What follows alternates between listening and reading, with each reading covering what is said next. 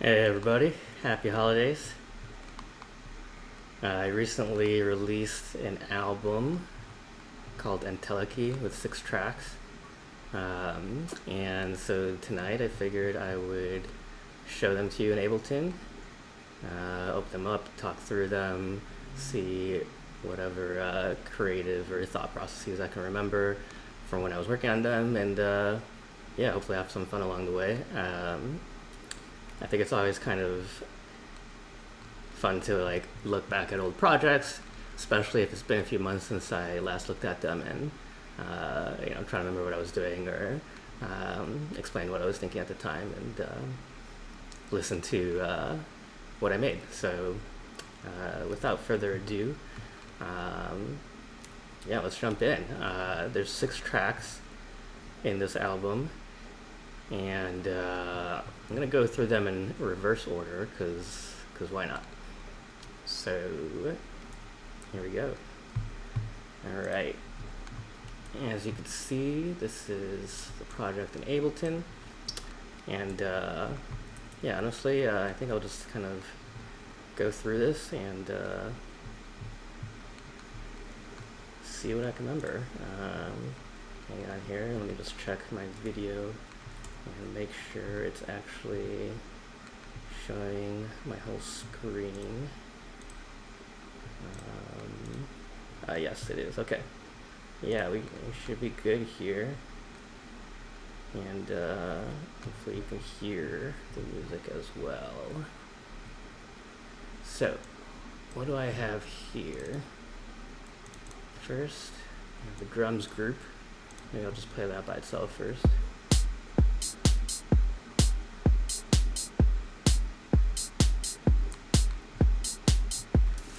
Yeah, from what I can remember, this track was intended to be kind of lighthearted, kind of bouncy. Title is Fade into Bushes, which is a Simpsons reference.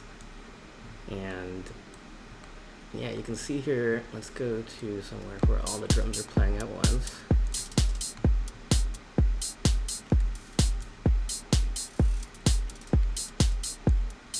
Yeah, kind of a simple drum beat. I mean, basically what I have here is a kick to sample. The sample came from, what is this? I don't know where it came from, but it's not too heavy of a kick. And then my snares are, yeah, what did I do with the snare? It sounds kind of, there's like a certain pitch to it. Looks like it's a F sharp. It's got kind of that rattly sound to it, which I kind of like. I put a transient, remove, here we go. Put a transient master on there just to like make it a little more punchy. Imager, what am I doing with the imager here? Made it a little wider. And then what's this, hi-hat? Okay. Oh, and then I have a hat's loop as well.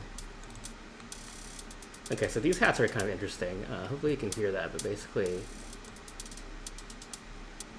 they're pretty light and sparse, but you can see that I put a little harmonic saturator type thing on here, and hang on, I'm using a dual monitor, so every time I have to drag the plugin window into the big screen so you can actually see it, but it's kind of a EQ on the highs here. But I guess what's interesting is I put this auto pan on here with I guess if I can zoom in you can see that a little easier.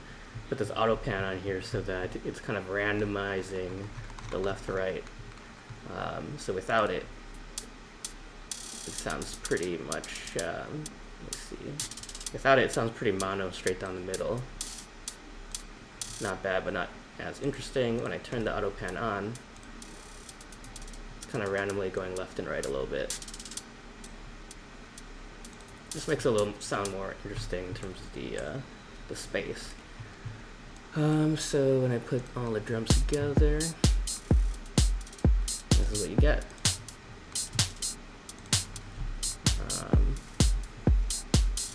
Looking at the stereo width, it's like pretty mono except those hats on the sides. What I really should have done here was put a bass mono on the whole group, because let's see, all this stuff 120 and below. Just want to make sure that it's in the middle. But yeah, it looks like the drums, the whole drum group for this track was pretty simple. I mean, I guess I did vary the hats loops a bit over time, but otherwise, honestly, the drums are pretty straightforward. Just provides a little bit of a beat. It looks like this track was 64, but really 128 BPM. Okay, let's look at some of the other instruments here. So I got kick, snare, hi-hat 1, hi-hat 2, sweep. Okay, sweep was, yeah, interesting. See, I don't remember half the stuff that I did. Okay, looks like this was some kind of sample, but what I did was what did I do? Yep, looks like I automated the pitch. So starts out low, slowly goes up 7 semitones. Yeah. Oop. So what did I do? What else did I do with this little sweep thing? Ozone imager is controlling some of the lower frequencies, bass mono, sidechain to kick and snare, pretty standard. Sidechain to the piano synth melody. I didn't do too much effects on this sweep. I love how that looks. That looks so cool. Okay, bass group. Okay, here's some of the interesting stuff. Bass audio. So I took these samples from, I think, Entelechy's sample pack. Alright, so these are some pretty deep bass sounds as you can see, kind of like 200 hertz and below. They are definitely pitched, as you can tell from the tuner. Looks like I overdrove it a bit, added a tube saturator to make it warmer. Put, what's this? Oh, another imager just to control the low end, more side chaining, and more side chaining. So this part, I skip around. Basically seems like, yeah, I'm just playing this bass note, this kind of bass whoosh at different pitches throughout the track. For the melody, no, this is not the melody, these are more bass plucks. Okay. Yeah, I think basically I chose a chord progression and I'm using these bass notes, all these purple tracks, to kind of follow that progression. So here's some MIDI, yeah, pretty simple. Did some variation on the velocity to just make it a little more varied over time. And let's see.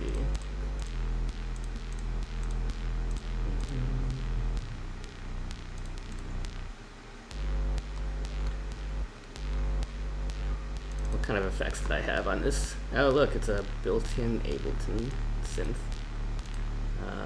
Cool. Did some weird EQ with it, bass mono as usual. Ooh, Oxford Inflator. This is one of my favorite saturators. So without it, sounds kind of weak. Once I turn it on,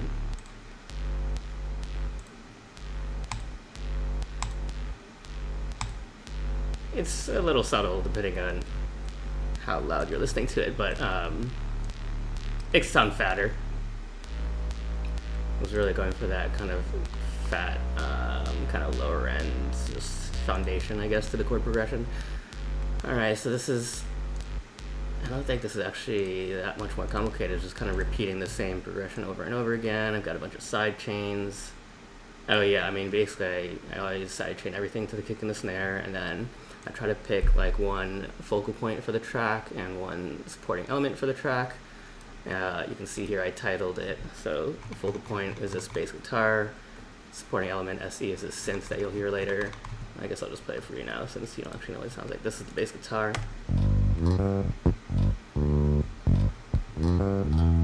Just a little melody thing there. And then when I pick my focal point and my supporting element, those are basically like the, I don't know, protagonist and or main actor and supporting actor of the track, and so I do want them to complement and contrast each other a bit. So because this focal point is low and kind of syncopated or rhythmic, I intentionally chose a supporting element that is high pitched and more of a pad. So here. Well, it's not really a pad, I guess, but it is definitely higher pitched. And so when they play together, there's like a nice little juxtaposition.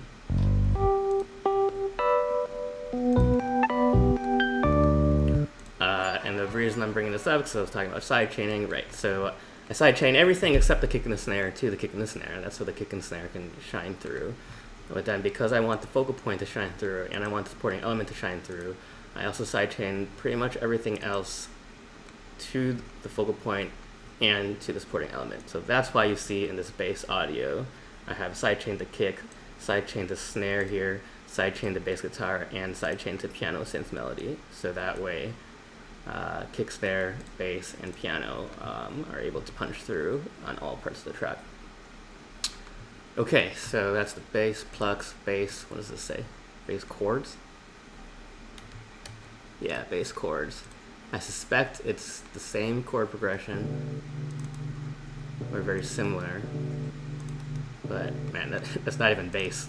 See, sometimes I title the tracks and then do something different later and, you know, don't change the name. But here we go. What's in this instrument rack?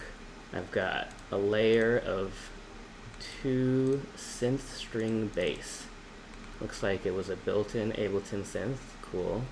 Probably tweak some of these parameters. Now, why did I layer it? I think I layered it to give it some stereo width, because you can see one layer is panned left slightly, one layer is panned right slightly, one's actually quieter than the other. Honestly, I don't remember exactly, but I wouldn't be surprised if I had like tweaked some of these settings in here a little differently for each layer. And generally when you have 2 layers, one pan left and one pan right, and there's something different about each layer, whether it's like an EQ or you know, some other effect or something, then basically your ears and your brain give the perception of stereo width. If they were exactly the same, if both layers were exactly the same and one was pan left and one was pan right, then it would just average out to the middle. But you know, unless I did this completely wrong, I'm probably changed some of the parameters on one of these so that it was different. In fact, yep, you can see right here. So the first layer, I put tremolo on there. Let's see what it sounds like alone. And then the second layer, I put, what did I put? This vibrato here. Okay, so yeah, that definitely sounds a little different. And then when you play them together, you get that subtle kind of stereo width effect, which I could double check by looking at the Ozone Imager. Drag that on the screen. Yeah, look at that. So you've got some, I mean, I used the Imager itself to do a little bit of stereo width as well, but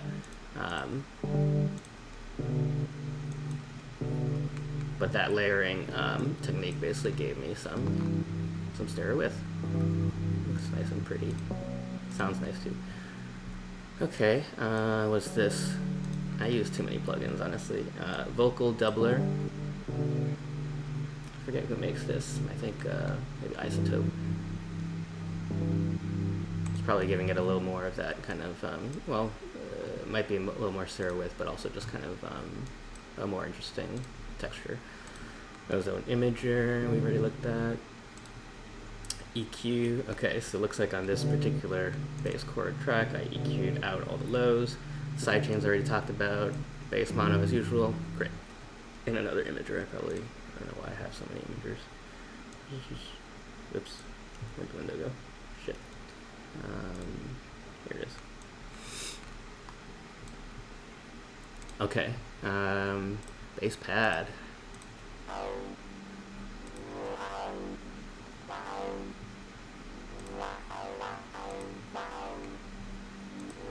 Probably the same notes or similar notes following the chords. And this one has a pretty interesting, some interesting movement in there. I wonder where that's from. It might just be from the synth itself, which is also a built-in Ableton one. What's causing all that movement? Yeah, let's see, let's look at the MIDI. I mean, the MIDI is pretty... Wait, am I looking at the wrong track? I'm looking at the wrong track. There we go. The MIDI is pretty straightforward, so I wonder... I mean, I like it. I like the movement that it has. I'm doing some auto-panning. Pedal gives it some fuzzy. Okay, yeah, the pedal gives it some fuzz. Doing some pretty strong EQ there. Sidechains already talked about. Yeah, I think that movement is probably just in the synth parameters. I guess I can double check by just turning all these other things off. Oh wow. Sounds quite different without that pedal on. Oh, okay, so without it, yeah, there's probably some opening of a filter or something built into this.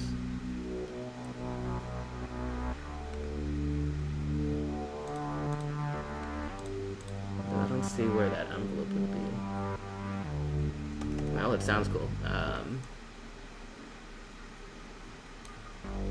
So if that's... Oh yeah, it might be on this vibrato maybe. Anyways, that's what it sounds like without the... Okay, then I EQ'd it. Okay, the EQ makes it sound... I mean, it's essentially a high pass here, but... accentuating certain frequencies. Pedal made it sound even fuzzier. That's the control. Oh, let's see, what did I automate? Did I automate the gain? No, I didn't. Auto pan to make it move left and right more. Imager. What's this? Okay. Brought out even more of the mid-range. Yeah, I really just wanted that part of the... I really just wanted that part of the sound to stand out, huh? I mean, it does sound quite different after I did that. Alright, so yeah, did a lot of stuff there just to take the original sound and make it sound more fuzzy, wah-y, kind of distinctive. So when you put the whole bass group together, it sounds like this.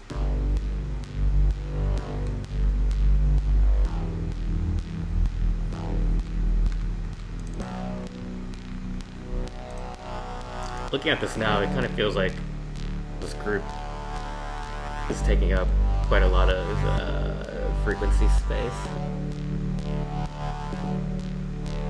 Which, if I were to do this again, maybe would make it try to make it a little cleaner. But it is what it is, and it's a pretty simple chord progression. But I like the movement that I get from the different bass sounds and kind of the left-right movement, but also just like those different EQs and effects and stuff like that. Okay. Let's go to the melody. Here's the synth group. Alright, the whole synth group together with the melody. Maybe this time I'll just let it play through and talk over it. Let's look at this track first. This track is called Synth Chords. EQ. Yeah, it looks like I really tried to use built-in Ableton synths on this track. Which is fun. I mean, there's a lot of real good ones that are built in. So, simple high pass resonator. Resonator, which makes this, let's see.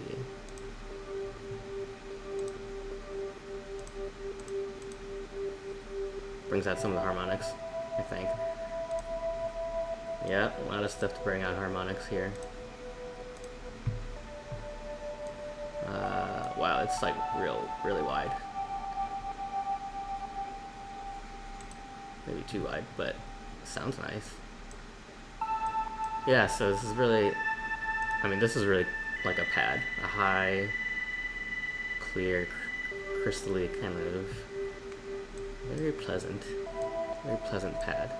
Okay, and then the melody. I'm trying to remember how I even composed this melody. Because if you look at the MIDI,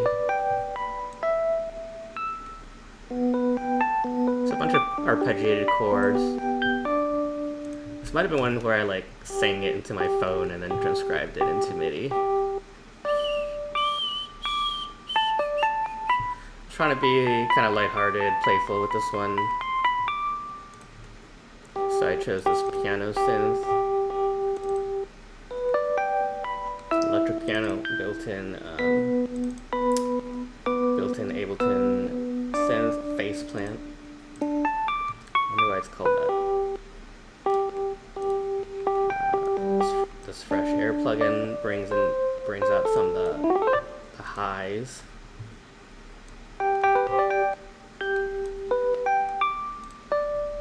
Okay, nothing too crazy on this track. And then I had the group. I just did some light compression on it, like 5 dB. I keep looking at these EQs and thinking, man, I'm pushing this up like way too much. But I think what happened was I probably was missing this 1 to 5K frequency range in the final, and so I was like, okay, I need to try to add some more. Yep, just a little playful melody with some high notes and chords and like that nice ringing effect right here, which, oh man, I like that. Do you hear that little vibration on the left? Must be one of these parameters, huh? It's like wah wah wah wah wah wah wah wah on the left. Some nice resonance going on there. Yeah, I just like the way that kind of sound contrasts something like that, or the bass guitar, which we'll get to. Pad, more pads. It's going for kind of a spacey, pleasant, fuzzy, ringing.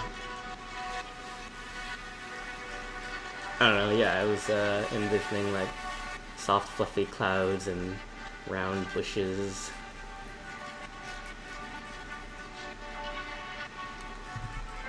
Oh, one of the first non-Ableton synths that I have. Massive. Cloudbreaker preset. Sounds beautiful. Lots of knobs. Who knows how many of these knobs I twisted. But sounds great. Let's see. What does this sound like without the EQ? Different. Yeah, I really cranked up this 1K range. Some gentle tape saturation. Some little bit of adding a little bit of stereo width. More to the highs. Looks like I just automated gain on this one. Yeah, I just gave it some volume automation. Nothing too complicated. Side chains already talked about. Cool.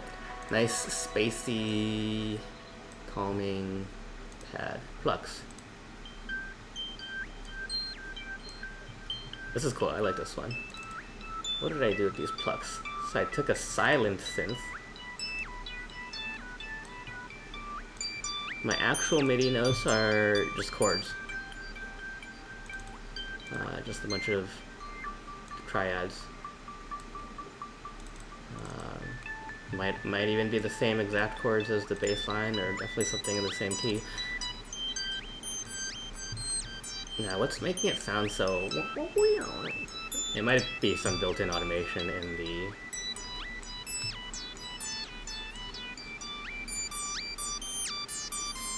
in Mass Effect here.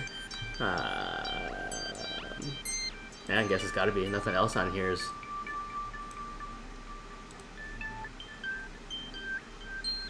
Yeah, it's built in. It's one of those knobs. Somewhere in this mess of knobs, it is causing it to pitch up. Sounds great. Oh yeah, I forgot to show you my sends.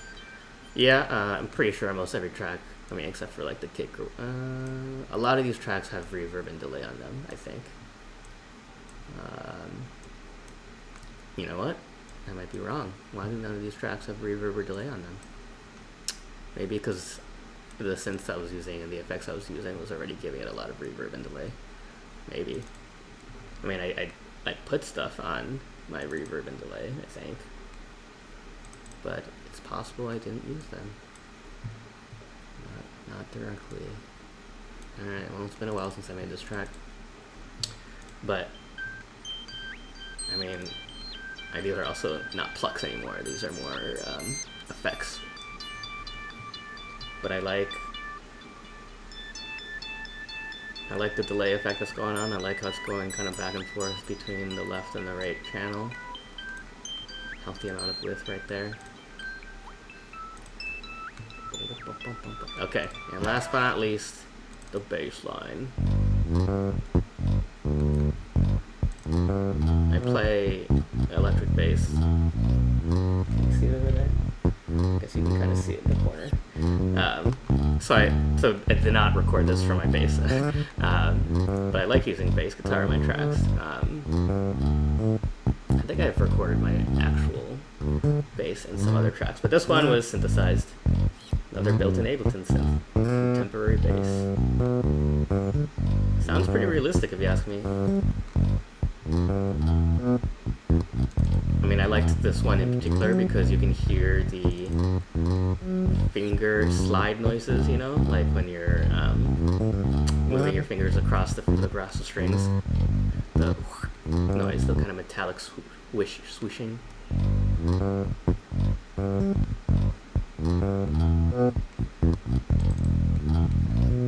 There you go, yeah, right there.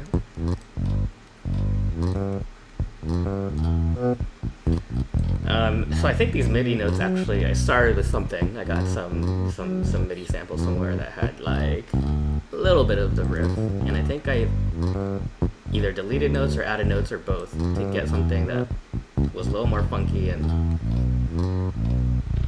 had more variation until I had something I liked. Yeah, I added like these little ditties, if I recall correctly.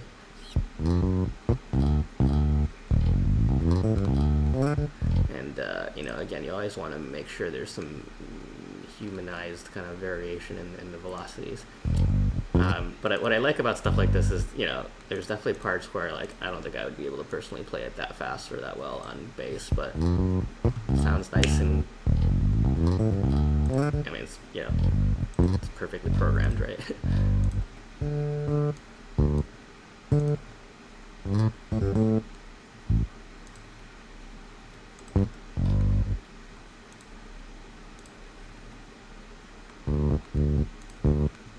Yeah, and you know, obviously I made sure it was in the right key. Yeah, put that little bloop on purpose. I've got the Noveltech character saturator on here, which just brings it out a little more. And everything else here is pretty straightforward. Oh, looks like I tried to add a pedal, but ended up taking it off. Or turning it off. Okay, so yeah, how many tracks were in this track, in this song? So I had kick, snare, 2 hi-hats, 1, 2, 3, 4, 5, 6, 7, 8, 9, 10, 11, 12, 13, 14. And again, the main crux of the song is just this bass guitar, like, funky thing. Kind of, not call and response, but definitely complementing the piano melody, electric piano melody. And then everything else here is really just tertiary, quaternary supporting actors. High pads, medium pads, low pads, bass pads, which again, this is essentially a pad, they're plucks pads, I don't know, they're long notes, but they're just providing the foundation of that chord progression. I mean, even this stuff is more for, it's for the harmony of that chord progression, the foundation, but it's more just, it's filling the space, it's more of an effect. More for atmosphere, that's the word I'm looking for. Atmospheric sweeps, and I did make sure these sweeps were tuned to the right parts of the track, and again, the percussion was pretty minimalist. So, without further ado, let me go ahead and just play the whole track. But to do that, I'm going to load up a different project because I don't know how much my CPU will be, I don't know how high the CPU usage would be if I just played it from the other project called streaming. So this is the whole track, beginning to end. I'm just going to play it without interruptions and without talking. Fade into bushes.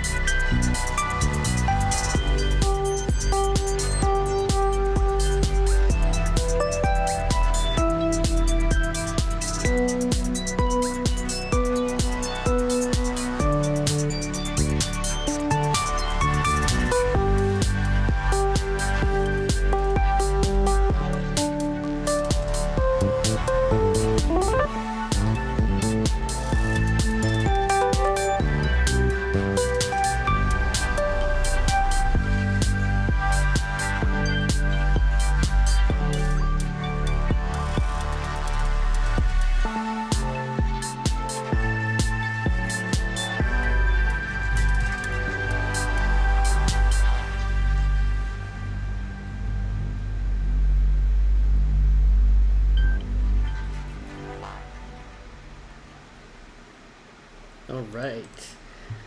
Well, I just realized I've been streaming for like 35 minutes. I only made it through one track. I'm going to jump around randomly. My next one I will show is the most recent track I released. I think like last week or something. So it'll be a little fresher in my memory, and hopefully be able to remember more of what I was actually thinking at the time. And this track is quite different than the one I just showed. I don't know what genre you'd call the one I just showed, but you know, it was obviously a little more lighthearted, a little more bouncy, and you know, this one is different. It's a lot harder, more energetic, a little more trancey, housey, something like that. I was really going for like a grittier feel, something hard and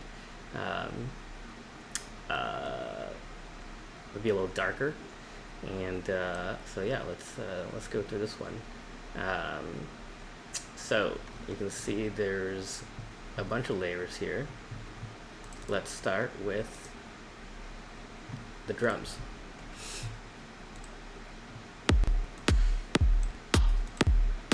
Oh man, my CPU is almost maxing out here, 80 something%. That's why it's dragging. Yeah, this may not actually work. Well, actually, you know what? The first thing I'll do is actually just play the track, so you can just hear the track itself, and then I can zoom in onto specific sections and whatnot. But at least that way you can hear the track first, you know what it sounds like, and then even if the CPU is dragging and the quality's not so great, you'll still kind of remember what I was trying. Here is the track. It's called One Xeno.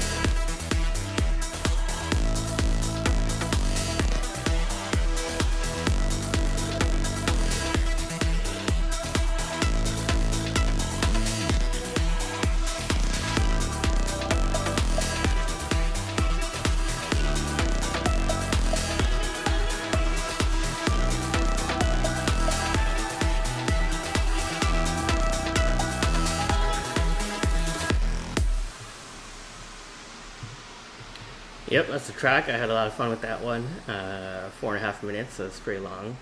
But I personally liked kind of the quieter breakdown section in the middle where it's like more, you got the vocal effects and that little arp going in, the synth arp, and kind of slowly building up till that second drop. It's like atmospheric, but also very, let's see, let's open it up again. Where is it? Here? Nope. Atmospheric, but also kind of, yeah, I don't know, dark and moody. Thanks. Yeah, definitely went for a dancier energy on that one. But let's see if I can show you some of the cool parts and synths and stuff that I used. And okay, looks complicated, right? Let's zoom in. First, let's look at that that cool part with the bass sounds. The da da da da da da da. That part is right here. There's two layers: bass synth and attack synth. It goes like this. Oh my god, my CPU is dragging. You know, it sounds kind of cool all glitch like this, actually. But that's obviously not what the actual track sounded like. Yes, and somehow my CPU usage in the upper right corner is going above 100% when I was playing it, which I didn't even know that was possible. I've broken the space-time continuum, but you know what? We'll use our imagination. I'll just show you, but I guess my CPU can't handle video streaming and processing the audio and all that at the same time. I did buy a new MacBook, but it's gonna take 2 months to get delivered. You know, supply chain issues. But that first synth, the wah wah wah wah, is this serum right here, and again, you're not gonna be able to hear it because my CPU is overloaded. But you remember what it sounded like in the track. Wah, wah, wah, wah. So I used the serum for the actual synth, but then I inflated it using this Oxford inflator, which I talked about before. It's just some very minor EQ, bass mono on it. All these track spacers are side chains, some compression, some mid-side EQ to... I wanted it to be mainly mono, but I did have a little bit of stereo width on the sides. Which you can probably, again, oh, well, at least we can watch. Yeah, you can see it's mainly down the middle here, but it actually looks kind of cool. It looks like a Christmas tree or something, but you've got little stuff on the sides, just a little bit on the sides. Some EQ to control it again, okay. And then the second synth, da da da da da da da da da da, which this is the super glitchified CPU dragging version, but that one was also serum, and with a different preset, and I think I might have changed some of these parameters as well. And then the actual MIDI notes were these kind of staccato notes, and then kind of jumping up and down certain octaves and playing some other notes in between. Yeah, and then controlling some of the highs on the EQ. And I forgot to show the MIDI for the first bass, but it was really mainly just one note. This G. I think the song was in the key of, was it G minor or was it E minor? I think I would think it's in the key of E minor. Yeah, I do a lot of G to E or something. Yeah, G and E, but I kind of overlapped these MIDI notes because it had like a cool kind of gliding effect when the sound came out. It was like wah, wah. And that's how those two synths were made. You know what I should do? Oh yeah, and by the way, my reference track you can see down here was a Gabriel and Dresden track, but which has a lot of similar sounds in it. Here's what I'll do. I'm going to take the actual track and drag it in here so I can just, you know what, I don't think that'll work because the CPU usage will still be, it's just the fact that I have like so many of these plugins and stuff on right now. I'm going to turn off most of what's on my mastering chain. Forgot to show the mastering chain for the last track. That's okay. But let's see if that reduced. Oh yeah, that reduced. Okay, that reduced the CPU usage. Now I'm only at 70-something%. Now I think this might work. Yeah. Okay. It's so quiet. Let me turn it up in my OBS. Hold on one sec.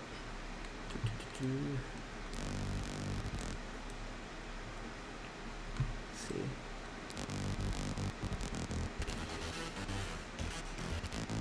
Oh no. Yeah, somehow my CPU is back up to 80-something%. Well, I tried.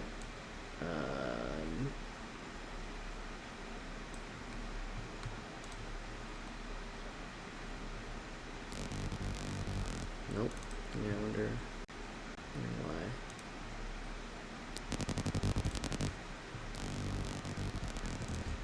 Well, I'll just quickly show what these other tracks were, and then we'll move on. So, risers, use some samples, and yeah, you can see I used more and more of them as the track approached the end, climax.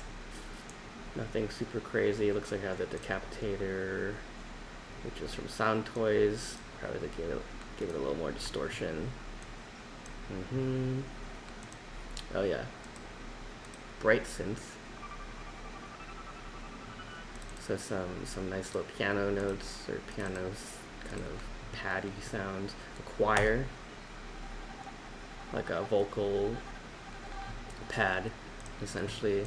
Drum roll was more for the build-ups to the drops, like the bells. Put it some nice little plucks in there. It's like boop boop boop boop. The synth loop, 2 synth loops that together, I think these are just an octave apart, gave it that kind of, it was that arpeggiated thing that was repeating the buda buda buda buda buda, which I think I actually made into, like, I warped the samples so that it would like be triplets to the beat instead of just 8th notes or 16th notes, if I recall correctly. Some vocal effects. Yeah, I put a lot of little weird noises and stuff in here, and risers that repeat. And then this kind of psychedelic atmospheric kind of thing, which gives like kind of this interesting gritty effect on the left and the right bass. Oh, this is the bop bop, which kind of had a call and response thing going with the main bass synth in the first part of the song. And then for drums and stuff, multiple hat loops that I layered on top of each other over time to, to build the progressions with 3 different hi-hats, clap, which was more of a, what's the clap sound like? Oh yeah, the clap was alternating from the right and left channel, and the kick, just a very strong, beefy kick. There's plenty of top end as well. You can tell from the EQ, it's pretty much like taking up the whole spectrum. So how many tracks I have? Kick, clap, 3 hats, bass synth, attack synth, 2 different synths that were never playing at the same time. Some real simple sub drops in that middle kind of more atmospheric section. The weird psychedelic effects thing. My brain, yeah. The more sweepy effects, the vocal effects, the 2 synth loops, arpeggiated things, the little bell plucks, the drum rolls that was used for build-ups, risers, which, what did these sound like again?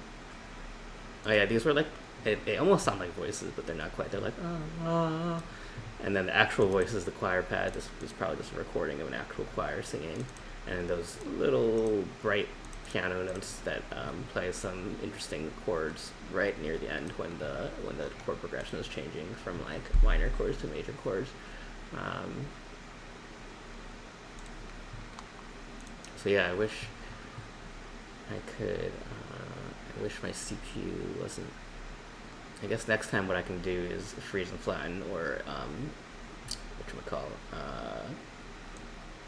like bounce to each individual track to audio, like have stems essentially, so I can dive into each stem. But alas, but yeah.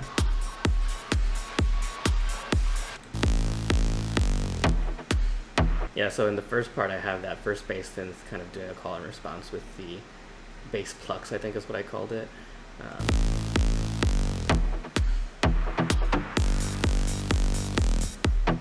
Gives it a little syncopated groove. And then as I go toward this first breakdown, I drop out the drums for a little part of it, or the kick.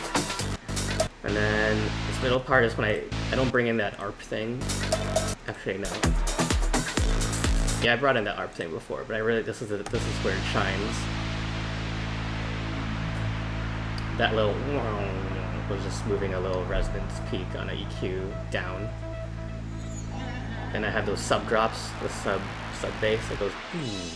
You'll hear it in a second. You can watch it in the EQ too. That thing right there. It goes down and then up.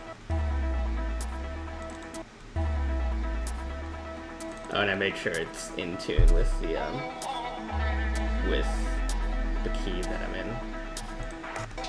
Then I add those vocal things. The vocal things repeat and repeat. Then those little riders come in more repeatedly. And then I like having those little chimey things you can hear on the right side. Just like more noises and effects.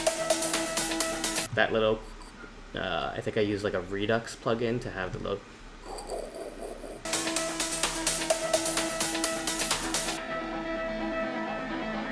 vocal, fake drop, kick, percussion hasn't come in all the way yet. It's doing that same call and response thing with the bass plucks, but the bass, yeah, that's the bass in. Then that drum roll comes in, and it does a little double time thing. And I have the psychedelic noises kind of swirling around, and then everything leads up to this second drop. And that's the first time I bring in that second synth, the attack synth, which essentially took the place of those bass plucks from earlier. Slowly bring in more and more of the hats layers. Second hats layer. Third hats layer is going to come in soon, I think, if it didn't already.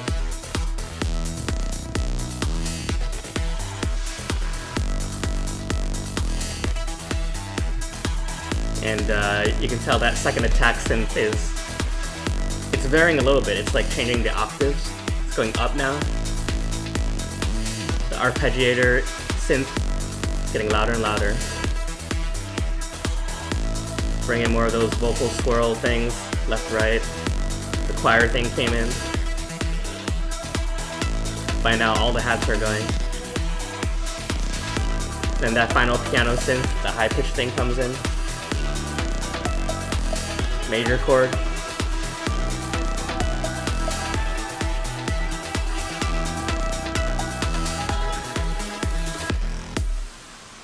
Yeah, that's it.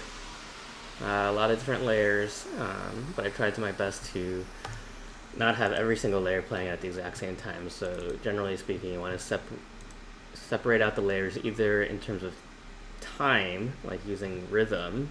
Maybe some things like more of a pad contrasted with more of a syncopated staccato thing, or separate it out in the actual frequency spectrum. So if you have something low and something high, then it's easier to hear the high thing and the low thing at the same time if they're not too close to each other in the EQ, and or separate in left-right channel. So if something's playing on the left that's different than something that's playing on the right, then it's easier to hear both of them. And conversely to everything that I said. All right, thanks, Jay. Have a good rest of your night.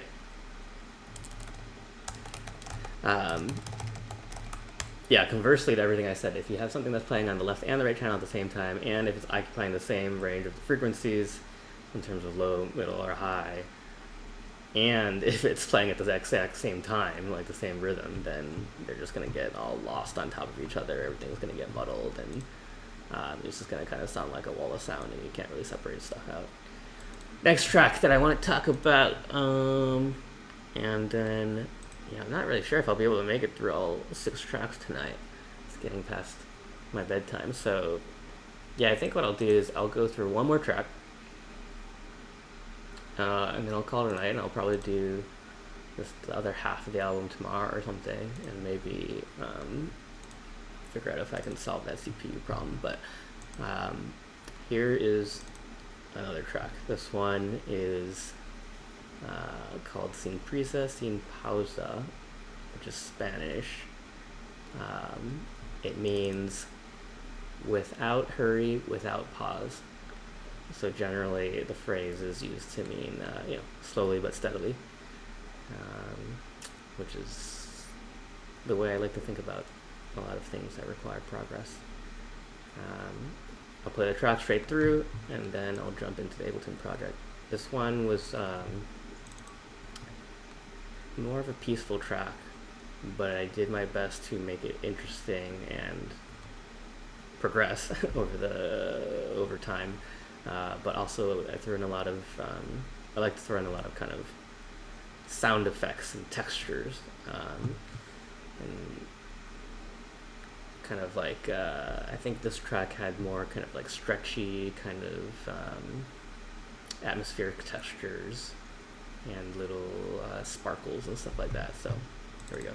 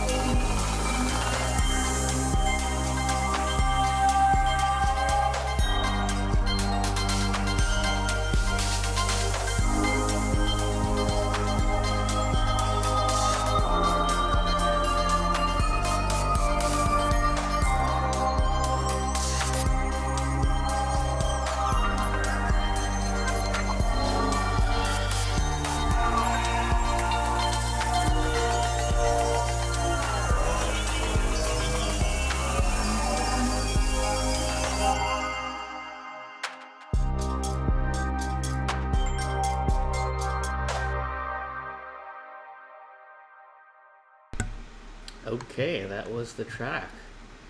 Yeah, I think I really liked the stretchy kind of almost like taffy parts where it's like taking pitches and sounds and like making them kind of gelatinous, for lack of a better word. Let me dive into the project here and see how I actually did that.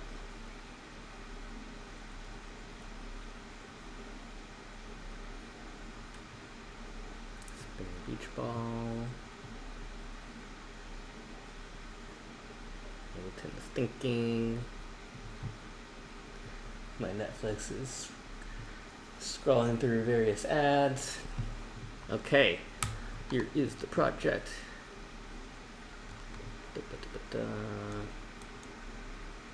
Okay. So, let's just start at the top and go down. Drums group. Okay.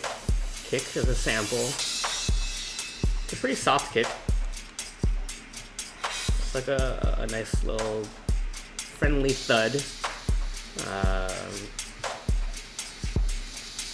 Good old saturation knob from Soft Tube. Free. You should try it. Simple. It's adding a little punch to the kick. The kick is completely mono, 100% mono. The clap. The clap is like a little atypical with the rhythm. It's not just clap. It's not just clap, clap, clap, clap. It's a little more sparse. EQ, saturator, transient master, imager, bass mono. Okay, that's the clap. Fills. Yeah, I like these fills. Yeah, especially that little conga thing. You can see I'm doing a little bit of EQ automation there, a little bit of compression. This is a resonance type of harmonic saturator type thing. Bring out the highs, side chains. Yeah, so I tried to make the drums a little more interesting because, you know, you've got these random rolls and real boo things, and this is an interesting little sound effect. Electro phase, I wonder where I got that.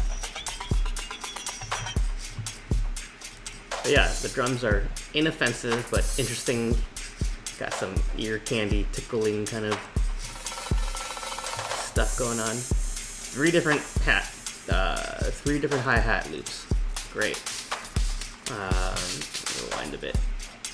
This one's got, look at this, looks like Batman or something. The little peaks. I don't know what I was doing there. Saturator, sidechain, this top loop. Let's see, what does this loop sound like? Yeah, these aren't really hats, these are top loops. Adding just texture to the kind of 1K and above frequency range. This one's even higher. But yeah, I wouldn't call these hats, these are, I mean, they're chains. I don't know how these were made, but it sounds cool. So I've got hats, these things. Yeah, together.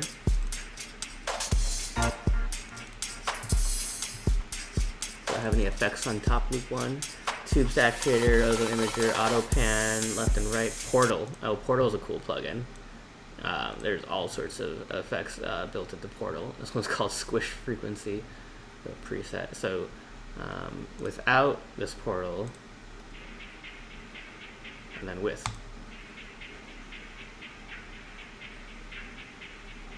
Alright, honestly, I can't exactly tell you what I was doing with this one. I mean, I think there is a difference, but it's subtle.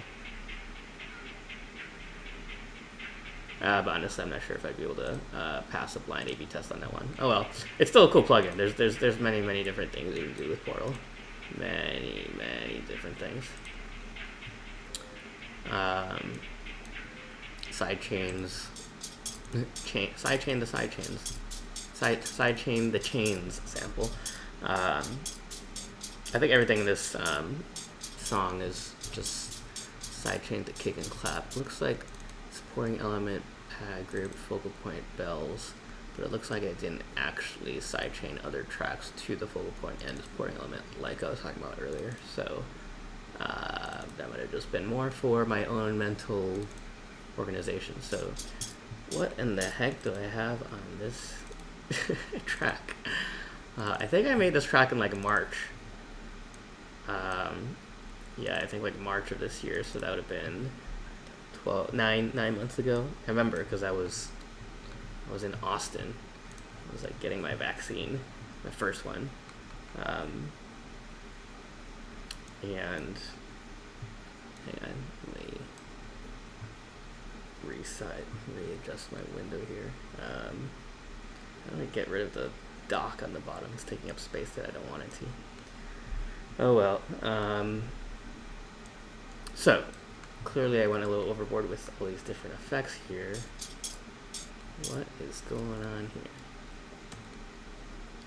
Right, so anyways, 9 months ago, just trying to remember my thought processes behind all these different, the keys on my MacBook are starting to pop out. So like I'm having trouble hitting the A button right now to turn automation to show the automation lines. Alright, there we go. Things falling apart. Okay, show automation. Rubber band. Tubby. Drive high. Drum electrifier. So I think these are all different presets of the Ableton. Shoot, which one is it? Bubbles. Of the grain delay. These are all different presets of the Ableton grain delay. And it sounds like for this last section here, as it goes through the first I turn on bubbles, then I turn on bubbles and rubber band.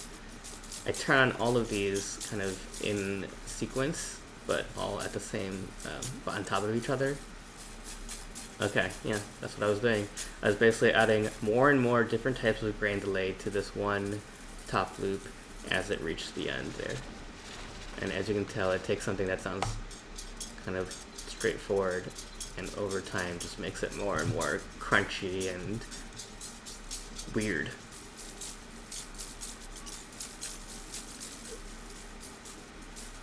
It's like a little fuzzier.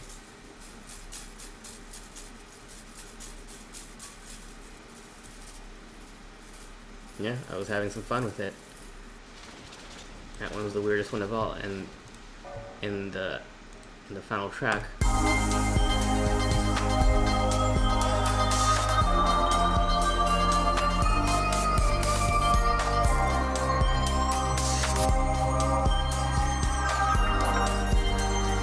Honestly, it kind of gets lost in all the other things going on.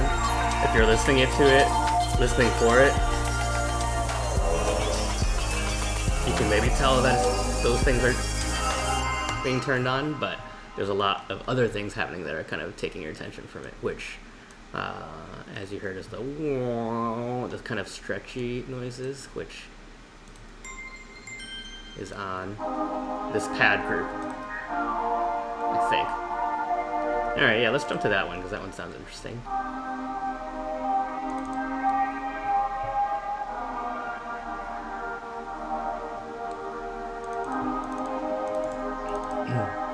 So in this pad group, pretty sure these dupe layers are just for stereo width. I panned one left, one right, and did some different effects on each, that I talked about before.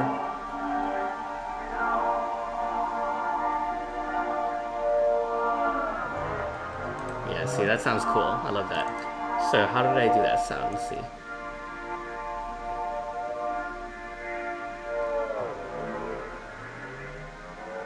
I think it's this frequency shifter right here. You can see this knob is turning. I automated it.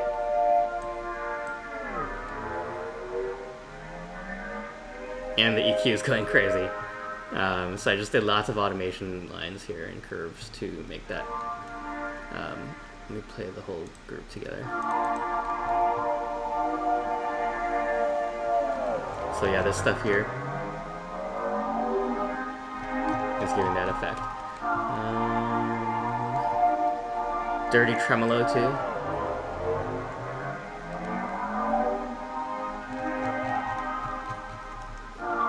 Let me just loop this part over and over again.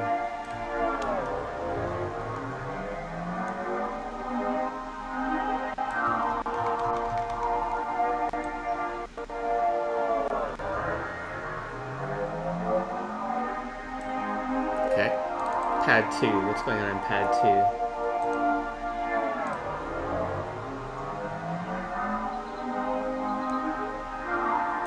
I'm doing a little vibrato on pad 2.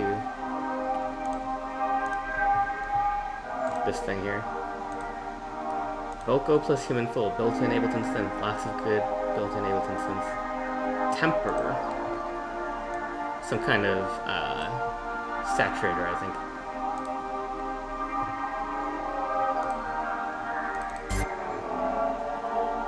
Cool. Yeah, so the pads are... Oh, the actual synth pad is... Pad 1 is massive glass feedback. Wait, pad 1 by itself. That's this.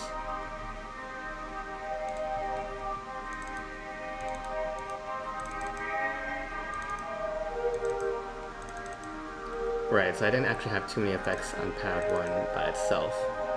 The stuff I was showing earlier was on the whole group. The frequency shifter and the EQ was on the whole group, which included pad 1 and pad 2.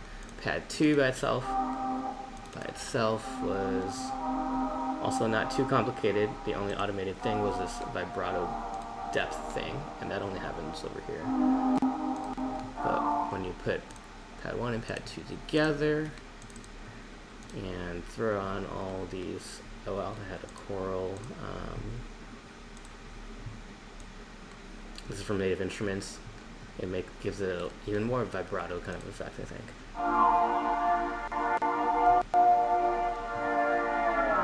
But yeah, that frequency shifter really made it sound cool. What else is going on here? Yeah, that's what it's doing. And let me play it with the track. That's how you get that cool kind of sound.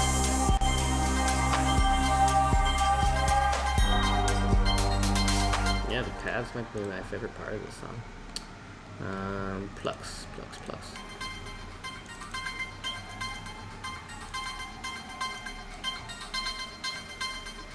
I mean, the notes themselves are repeated. Very, very repeated. Doing some fun stuff with the EQ automation.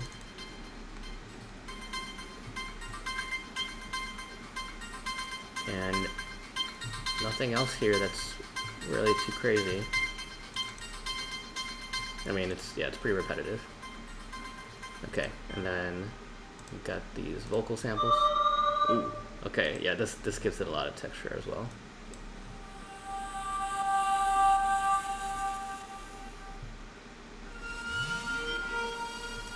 Okay, definitely want to dig into that one. So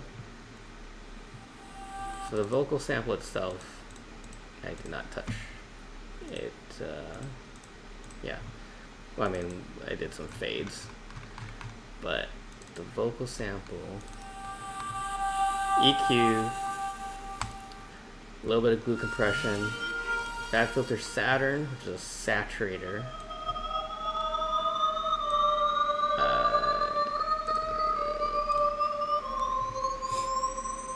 The tube.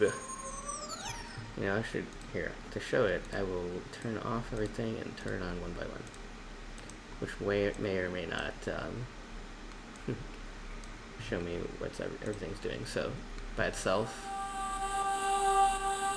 I mean, by itself already, the vocal sample itself just sounds cool. Kind of ghostly, kind of stretchy, kind of eerie. But it's also kind of straight down the middle. I don't think it's very wide. Yeah, look at that. I was right. Oh, it's literally a mono sample. You can tell because there's only one thing here, waveform. So you have a mono vocal sample. I EQ'd it to bring out the highs. Now it sounds more kind of nasally. Compressed it a little bit. I mean, actually, it's not even doing anything. It's. I mean, maybe it's doing stuff here. Just a tiny bit of compression. The saturator.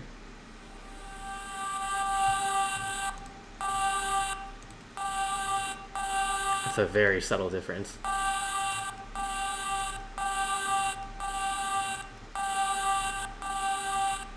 Very subtle. Flare. This is also made by Native Instruments.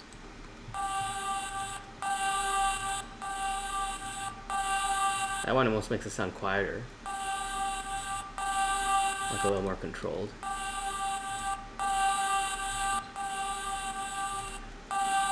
Does it sound warmer? Sure. Sounds warmer, coarser. It looks like they really did some manual panning here to the right.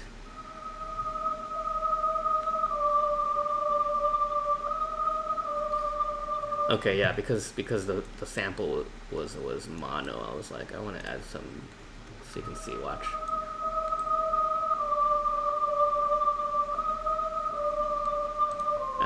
And I misspoke. This sample here is not mono, but nonetheless, I added some manual left-right balance automation. One thing I'm definitely guilty of is too many plugins. There's too many plugins on each of these. I really tried to make it wide. Erosion. Oh yeah, see, that's cool. Oops, I just clicked something. Undo. Okay.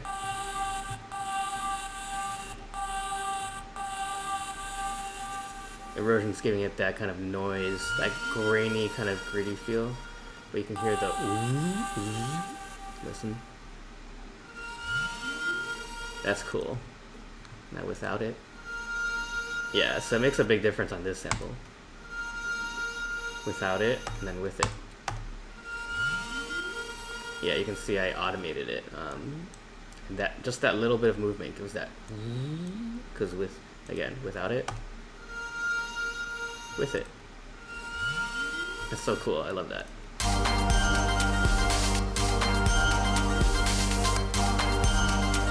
Subtle, but it gives it more character. Yeah, it gives it that little boost. And this track was all about those textures. Utility. Oh, even more. Okay, I went overboard with the balance automation.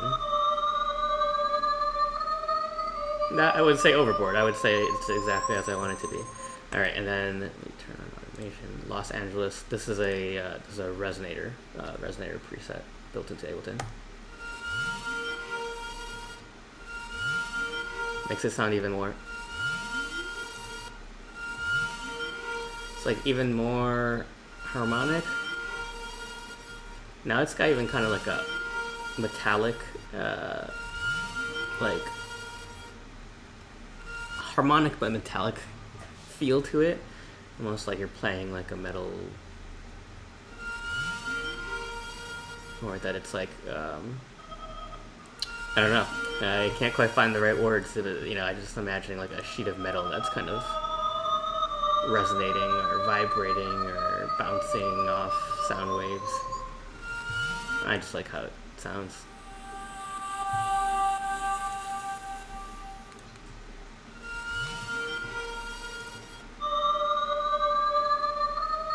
And there's that one little part that sounds almost like a tea kettle going off.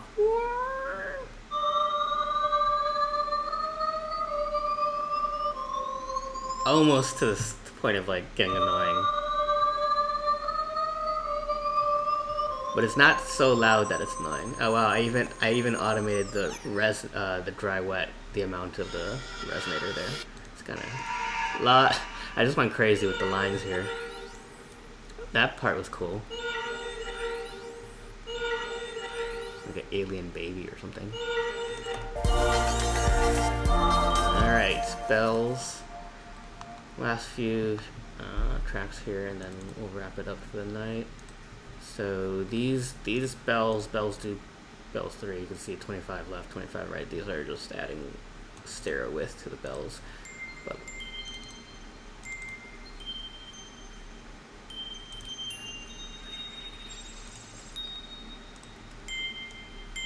no, I specifically remember when I was composing this melody, I think I just sung it into my phone. Well, I laid down the chord progression first, then I sang the melody on top. Then I punched in the MIDI notes, either using my keyboard or I might have just done it with the mouse. And I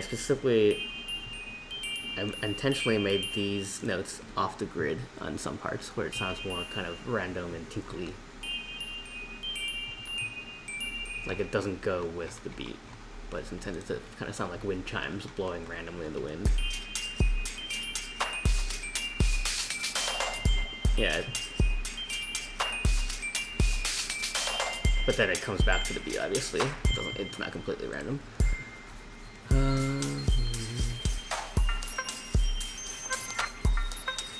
What is that sound? Bump, bump, bump. These things. That sounds cool. One sample, then another one reversed. I reversed a lot of stuff. And I definitely have effects on these bells. Yep. Okay, so the actual bells are FM8. FM synthesizer from Native Instruments. Sounds very clean and tinkly and happy. A little bit of saturation. Oh, an imagery. Okay. But the good stuff's here in the actual group. Phaser. A phaser plugin from Native Instruments. I mean, it also just looks cool. That's giving it a little more of the kind of vibrato feeling. And then this bubbles, I had it on the other track too. I was using it on the...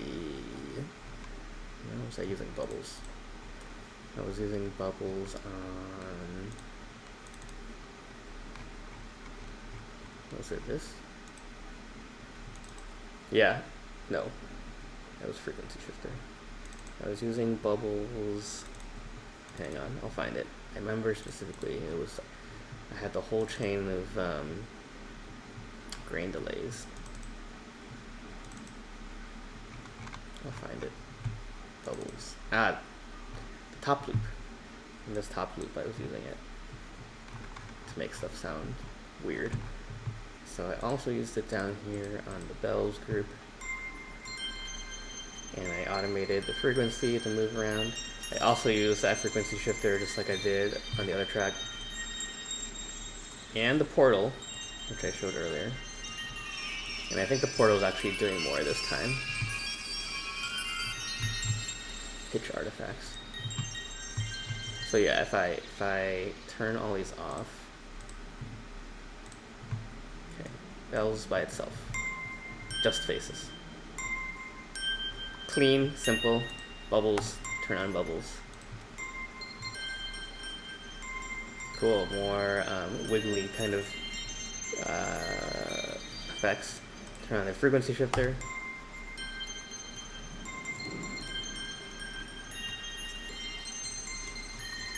Even more effects. Oh, did I turn on the portal as well? Yes. All of that together makes it sound trippy and a little more loosey-goosey and yeah, more of that wind chime random feeling, but also kind of psychedelic with like the different warbly. I mean, right there, that sounds like some kind of alien stuff. Very dissonant and sizzly almost. It's funny, I keep trying to come up with all these adjectives and stuff to describe what I'm hearing, but I should probably just, shut up and just let you listen to it.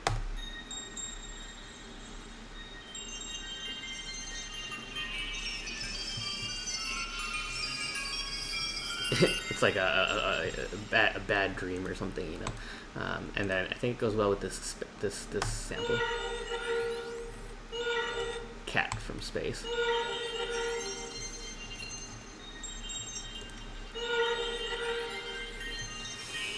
Okay, effects. I mean, everything here is effects. Bag of Leaves. Isn't that a book or something? Horror book? House of Leaves. No, I forget.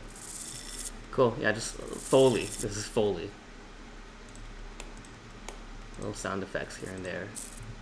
They're all, I mean, they're kind of naturey sounding, yeah?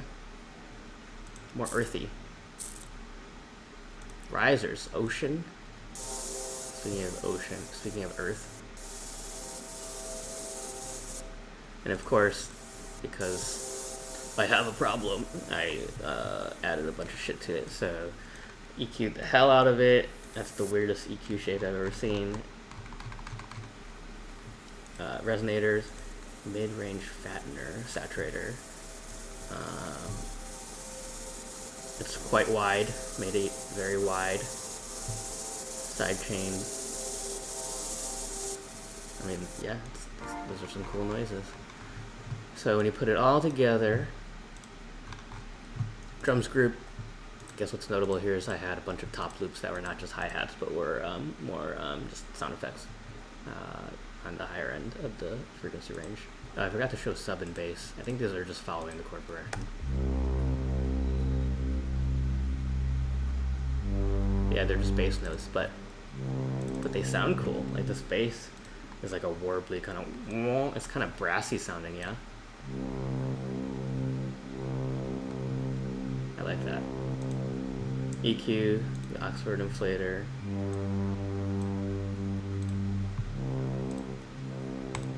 Yeah, makes it sound thicker. Saturation knob, side chains. And then the sub. The sub's just a sub.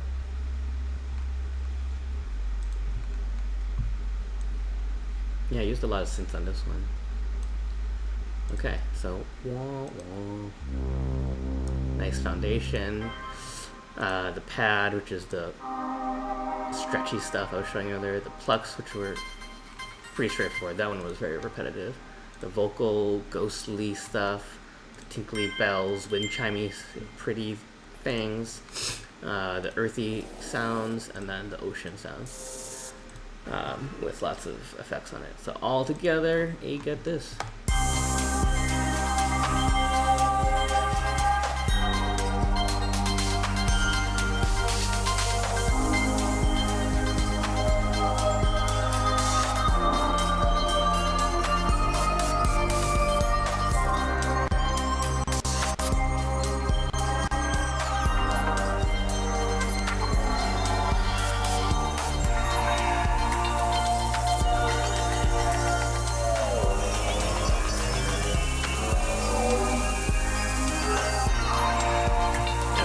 Have the loop on.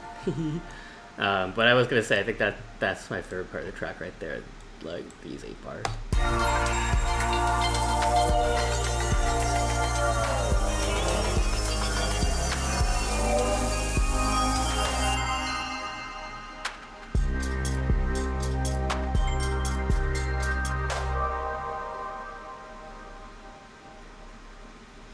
All right, and yeah, just to show my mastering chain, I've got EQ cutting out everything below 20, the mix bus compressor, which is just a glue compressor, but a tiny bit of cycle gain. And then ozone. I think I pretty much always use ozone now for mastering. Adding some high end. Yeah, because if you actually look at my EQ, I'm actually missing a lot of the high end, which is okay. I mean, you don't necessarily want too much high end all the time, but that's probably why I added these like top loops and stuff to try to bring that out more. But I like how it sounds now, and then this is probably the actual maximizer. Yep. Nice balanced, pretty straightforward setting there. This gain automation is just to fade out at the end and fade in at the beginning, nothing else. That's it.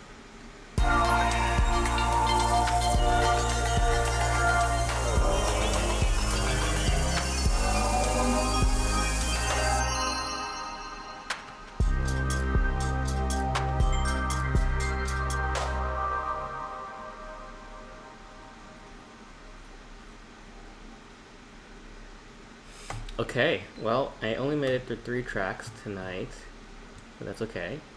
Um, I'll save the rest of the album for another time. Thank you for joining. That was fun. It's always kind of a trip going through old projects and talking through it. So yeah, have a good night.